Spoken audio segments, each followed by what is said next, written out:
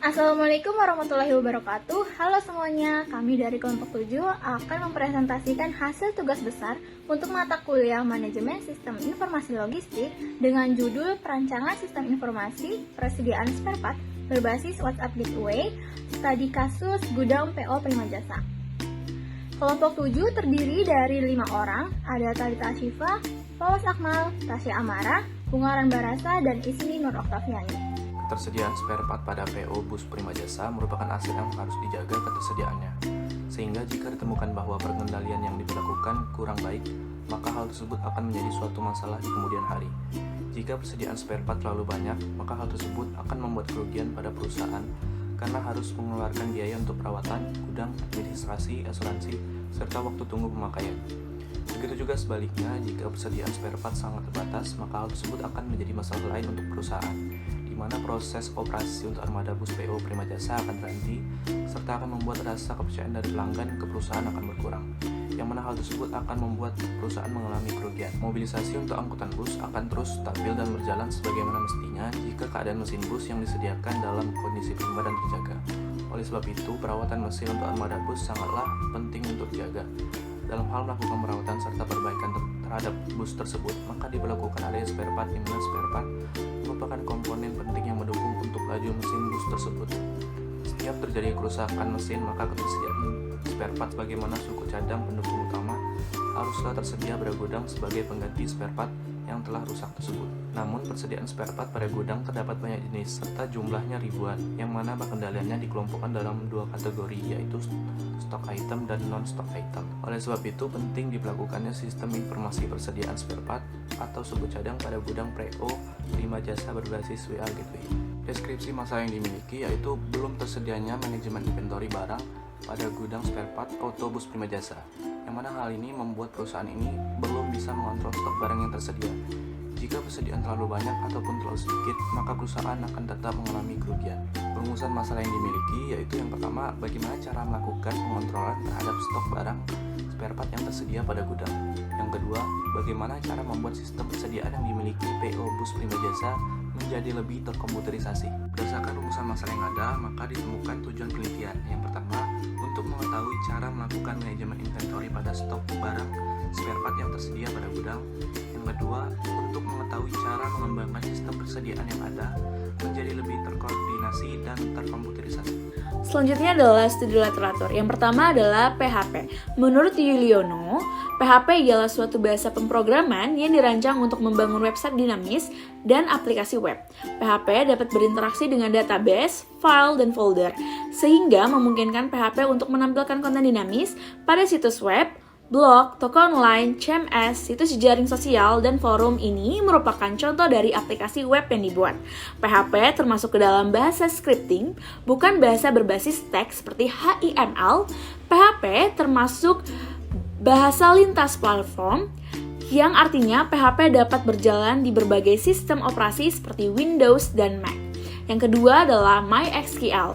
Menurut Dineges, MySQL adalah sebuah sistem manajemen database yang beralasan pada perintah SQL yang biasa digunakan untuk membuat aplikasi berbasis web. Selain itu, SQL termasuk ke dalam manajemen sistem data relasional di dalam struktur basis data, sehingga dalam proses pengambilan data digunakan metode basis data relasional yang merupakan penghubung antara perangkat lunak dan server database. Yang terakhir adalah WhatsApp Gateway.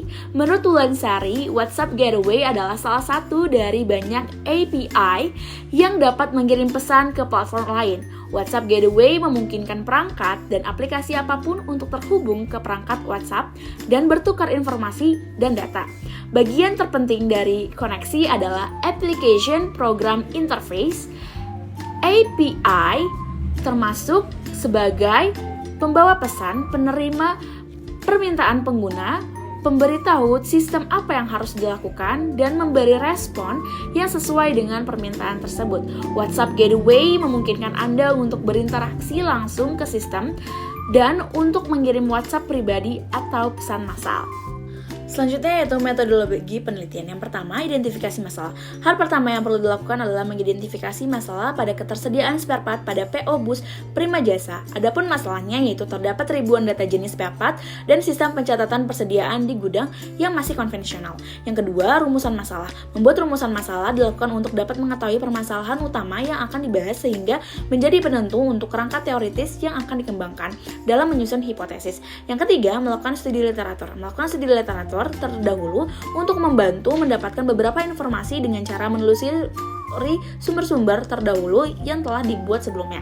Yang keempat, penelitian ini menggunakan metode pengumpulan data dengan cara wawancara, studi literatur, dan melakukan pengamatan. Yang kelima, perancangan sistem. Perancangan sistem berbasis WhatsApp Gateway yang sesuai dengan kebutuhan PO Bus Prima Jasa. Pada tahapan ini, merancang sistem yang orientasinya dengan objek menggunakan use case diagram, use case specification, IRD, dan DVD.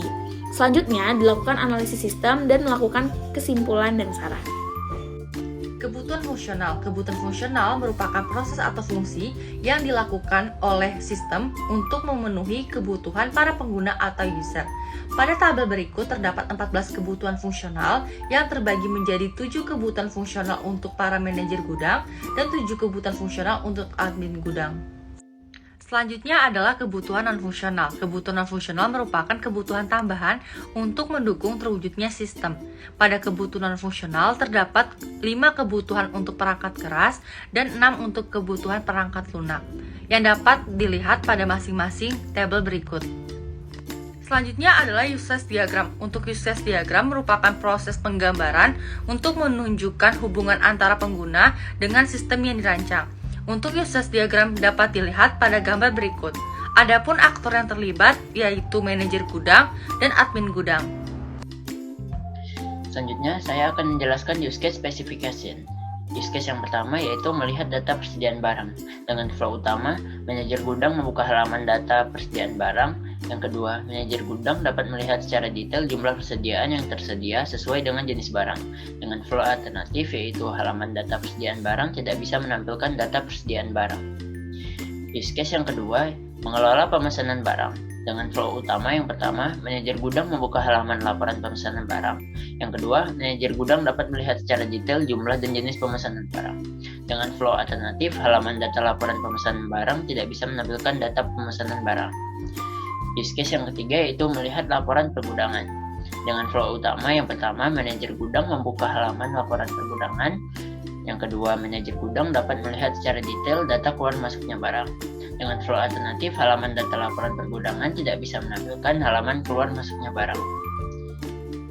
Selanjutnya, ada use case yang keempat, mengecek kualitas barang. Dengan flow utama, manajer gudang membuka halaman spesifikasi barang. Yang kedua, manajer gudang dapat melihat secara detail spesifikasi barang sesuai jenisnya. Dengan flow alternatif, halaman data spesifikasi barang tidak bisa menampilkan halaman data spesifikasi barang. Use case yang kelima, mengelola data barang masuk dan keluar. Dengan flow utama yang pertama, admin gudang membuka halaman pencatatan laporan keluar masuknya barang. Yang kedua, admin gudang memilih jenis barang, kemudian melakukan pencatatan keluar masuknya barang sesuai jenisnya. Dengan flow alternatif yang pertama, halaman data dalam mengelola barang masuk dan keluar tidak bisa menampilkan data keluar masuknya barang. Selanjutnya ada use case yang keenam yaitu mengelola laporan data persediaan. Dengan flow utama, admin gudang membuka halaman pencatatan laporan data persediaan barang. Yang kedua, admin gudang dapat melakukan pencatatan data persediaan. Dengan flow alternatif, halaman data pencatatan persediaan tidak bisa menampilkan halaman data pencatatan persediaan. Yang terakhir ada use case mengelola data supplier. Dengan flow utama, admin gudang membuka halaman pencatatan data supplier.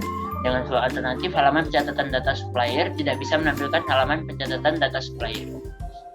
Selanjutnya ada Entity Relationship Diagram atau ERD. Pada bagian ini terdapat gambaran Entity Relationship Diagram dari sistem informasi yang akan dirancang nantinya. Berikut merupakan bentuk ERD yang akan menggambarkan relasi atau hubungan yang terjalin antar entitas yang ada di dalam sistem yang akan dirancang. Selanjutnya ada Data Flow Diagram atau DFD. Pada bagian ini terdapat data flow diagram yang akan digunakan pada metodologi pengembangan sistem yang lebih terstruktur dan dapat dengan jelas menggambarkan aliran data yang berjalan pada sistem yang akan dirancang. Selanjutnya ada WhatsApp Gateway. WhatsApp Gateway ini adalah sebuah sistem aplikasi yang akan digunakan dalam pengiriman pesan WhatsApp dari web atau sistem lain pada perangkat WhatsApp. Dengan WhatsApp Gateway ini, maka setiap pekerja yang berada di gudang dapat terhubung dengan perangkat WhatsApp yang telah terhubung dengan sistem yang untuk bertukar informasi dan data. Selanjutnya adalah prototipe dan hasil rancangan. Nah, dapat dilihat pada gambar, terdapat beberapa fitur yang ada di sistem ini, mulai dari dashboard, WhatsApp web, hingga yang terakhir adalah pengaturan. Nah, jadi untuk menggunakan sistem ini, pengguna wajib terlebih dahulu melakukan login, dan pengguna di sini adalah admin dan manajer gudang yang sudah terdaftar di perusahaan sebelumnya. Oke, pembahasan terakhir adalah kesimpulan dan saran.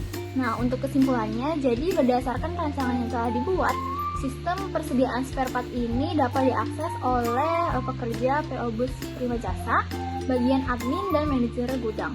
Nah, dengan adanya sistem ini diharapkan dapat mempermudah para pekerja dalam mengelola barang spare part dan membuat laporan data persediaan, sehingga kegiatan perawatan dan perbaikan mesin untuk armada bus juga dapat berjalan dengan semestinya dan dapat meminimalisir perusahaan mengalami kerugian. Sedangkan untuk sarannya, kami menyarankan agar penelitian ini dilanjutkan ke tahap implementasi. Jadi pada tahap ini, rancangan sistem yang telah dibuat harus dilakukan pengujian terlebih dahulu di gudang PO Prima Jasa untuk memastikan apakah sistem ini telah layak digunakan dan tidak adanya kesalahan dalam perencanaan. Oke, sekian presentasi dari kelompok kami, kurang lebih mohon maaf. Wassalamualaikum warahmatullahi wabarakatuh.